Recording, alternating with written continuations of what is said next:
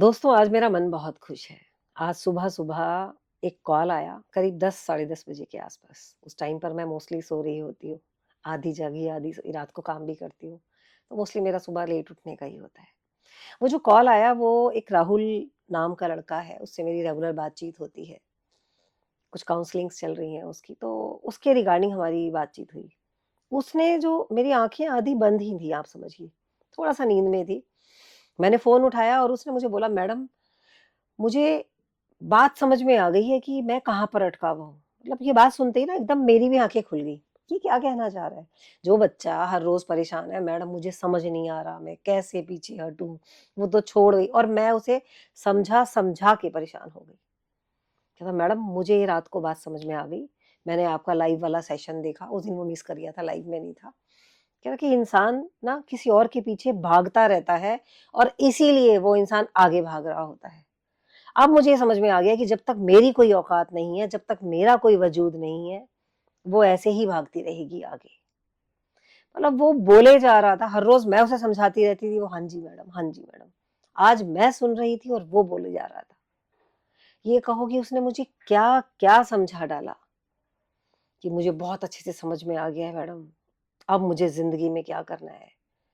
मैं फालतू में अपना टाइम वेस्ट कर रहा था। जैसे ना कि रातों-रात उसका अलाइटमेंट हो गया हो, है ना? जिसे कहते हैं ना अनलाइटेड हो गए। मुझे तो ऐसा लगा कि ज शायद ये इस जगह पर पहुँच चुका है। इसको समझ में आ गया ज़िंदगी है क्या?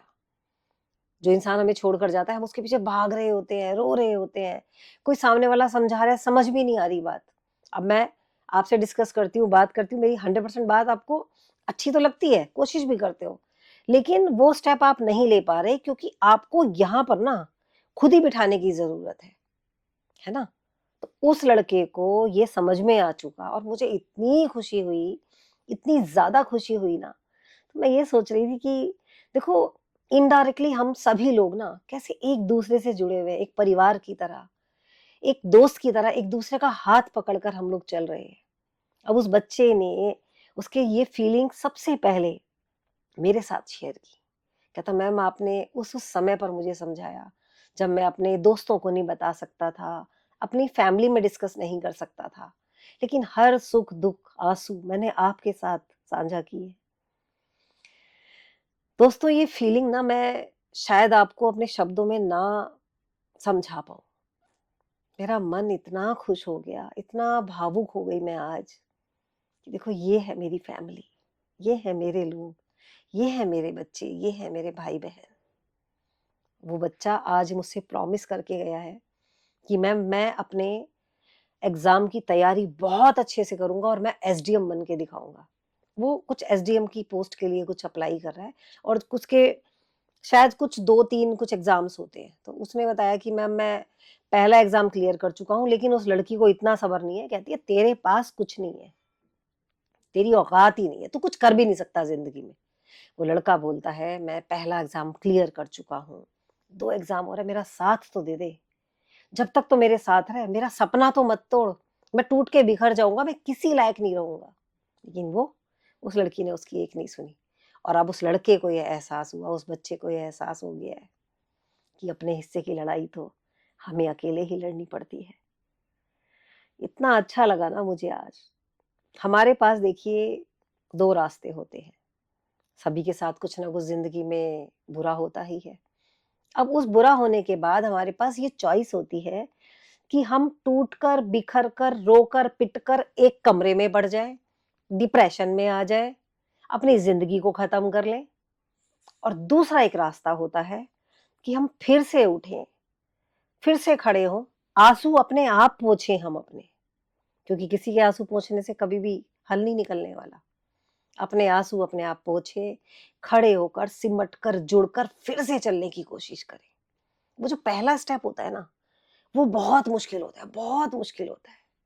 लेकिन उसके बाद जो आप स्पीड पकड़ते हो ना, ये पूरी दुनिया देखती है।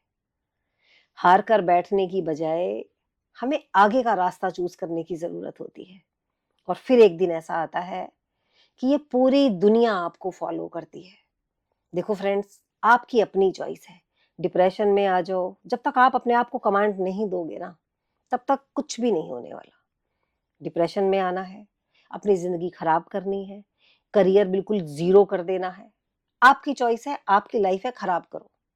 लेकिन एक दूसरा रास्ता ये भी है, आपका दिल टूटा है, अरे एक अभियान शुरू करो ना, खड़े हो जाओ, आजकल सोशल मीडिया का ज़माना है। मैं कोई सेलिब्रिटी थोड़ी हूँ, आप ही में से निकली हुई एक लेडी हूँ। मैंने धीरे, धीरे, धीरे, धीरे कोशिश की और आज आप देखो कितनी बड़ी फैमिली मेरी आपके साथ बन गई, है ना? तो आप ऐसी मिसाल बनो कि अपना दिल, अपना दुःख, अपना दर्द ना साइड में रखकर एक बार कोशिश तो करके देखो।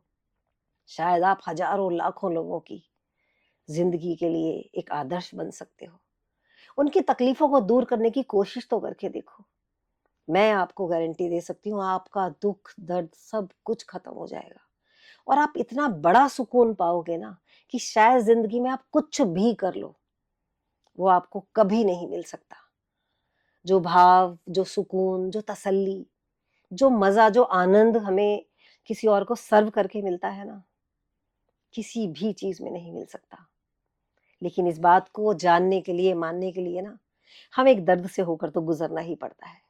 पहले टूटना पड़ता है, बिखरना पड़ता है और जो लोग फिर से खड़े होकर, दोबारा से खड़े होकर अपनी ज़िंदगी को जीने की हिम्मत रखते हैं ना, वही जीतते हैं। तो आइए, आप सब भी ये प्रण करने की कोशिश तो करो एटलीस्ट, प्रण तो करो कि मैं आज से अपने सारी दुःख दर्द, सारी जिल्लतों को, सारी परेशानियों को, सारी बेइज़्ज़ती को साइड में रखकर आगे बढ़ूँगा, आगे बढ़ूँगी। परेशानी हर किसी की ज़िंदगी में है। अब डिपेंड करता है आप उस परेशानी को कैरी फॉरवर्ड करना चाहते हो या उसको यहीं पर ब्लॉक करके रास्ता बदलना चाहते हो, ठीक है? और उस लड़के ने मुझे देखिए इनवाइट भी किया, उसका नाम राहुल है। उसने मुझे इनवाइट भी किया है कि मैम जब मैं एसडीएम बन जाऊँगा, मैं हिसार से हूँ, तो आप आओगे क्या मुझसे मिलने? मेरे गाँव में कुछ-कुछ ख़ास तो नहीं है, लेकिन हमारे घर की लस्सी और मक्का की रोटी कुछ ऐसे ही उसने बोला था। मैं तो भावुकता में अच्छे से सुन भी नहीं पाई उसने लास्ट में क्या बोला, कि मैं वो ज़रूर आपको सर्व करूँगा, मेरे पास वही है मैम। और मैंने पता है उसे क्या जवाब दिया? हिसार में कुछ ख़ास हो या ना हो, लेकिन वहाँ पर एक ऐसा इंसान रहता है, जिसके अंदर जज़्बा है कुछ कर दिखाने का, अपनी बेइज़्ज़ती का बदला लेने का। मैं जाऊँगी उसके गाँव, मैं दुआ करती हूँ वो बच्चा सक्सेसफुल हो। अभी 25 तारीख को उसका एग्ज़ाम है। उसका एग्ज़ाम क्लियर होने के बाद मैं कोशिश करूँगी अगर वो कंफर्टेबल हुआ, कि उसे आप लोगों के सामने पेश करूँ। मुझे बहुत अच्छा लगेगा उसके उस सेलिब्रेशन में जाने में।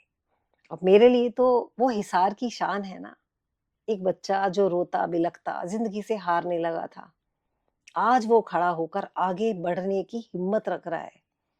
कितनी बड़ी बात है। ये पता है ऐसी ही फीलिंग है जैसे एक हम छोटे से बच्चे को पालते हैं ना, उसका हम सब कुछ देखभाल करते हैं, उसको दूध पिलाते हैं, उसकी पॉटियाँ साफ करते हैं, उसको शू-शू कराते हैं, उसको समझाते हैं, उसको पुचकारते हैं। एक माँ जैसे अपने बच्चे को पालती है ना, कहीं न मेरा भी आप लोगों के साथ ऐसा ही भाव जुड़ने लगा है। अब डिपेंड करता है इसमें, कुछ लोग इन बातों को थोड़ा अलग वे में भी ले जाते हैं, लेकिन ठीक है, सबका अपना-अपना सोचना है। लेकिन फिर भी मेरी फैमिली, मेरी इंस्टा फैमिली बहुत अच्छी है, बहुत प्यारी है, मुझे पता है। मेरा आप लोगों के सामने ये मैटर रखने का ये मन था कि जिससे कि आप भी ना ऐसे ही कुछ लोगों से इंस्पिरेशन लो। वो भी तो आप ही में से निकला एक बच्चा है ना। कल रात तक वो मुझसे बात कर रहा था, मैम वो डॉक्टर साहब का नंबर दे दो, मैं डिप्रेशन में हूँ। कुछ लोगों ने मुझसे, जो अभी हमारे डॉक्टर साहब आए थे लाइव पर, डॉक्टर अजय सासाने जी, उनके नंबर्स भी मैंने शेयर किए, उनका नंबर शेयर किया उन लोगों से। फिर भी आप लोगों को अगर कहीं किसी को लगता है तो मैं नंबर शेयर कर दूँगी, मुझसे बात कीजिए, ठीक है? लेकिन फिर भी हम ना जब तक अपना माइंडसेट नहीं करेंगे, अब देखिए डॉक्टर साहब के पास भी तो वही लोग जाएँगे ना, जिन्होंने कहीं ये अपने आप को ये कमांड दी है कि अब मुझे इस चीज़ से निकलना ही है। अब आप निकलना ही नहीं चाहते, आपको इस दुःख से प्यार ही हो गया है, तो फिर तो शायद भगवान भी आपको इस चीज़ से नहीं निकाल सकते। ध्यान दीजिए, समझने की कोशिश कीजिए, लोगों की छोटी-छोटी स्टोरीज़ से ना आपको बहुत इंस्पिरेशन मिलती है। बस हमें आँख और कान खोल के रखने की, देखने की, सुनने की ज़रूरत होती है। खुश रहिए सब लोग, अपना ध्यान रखिए और दुःख-दर्द की ज़िंदगी को साइड करके ना आगे बढ़ने की कोशिश कीजिए। ध्यान रखिए। Thank you so much. God bless you.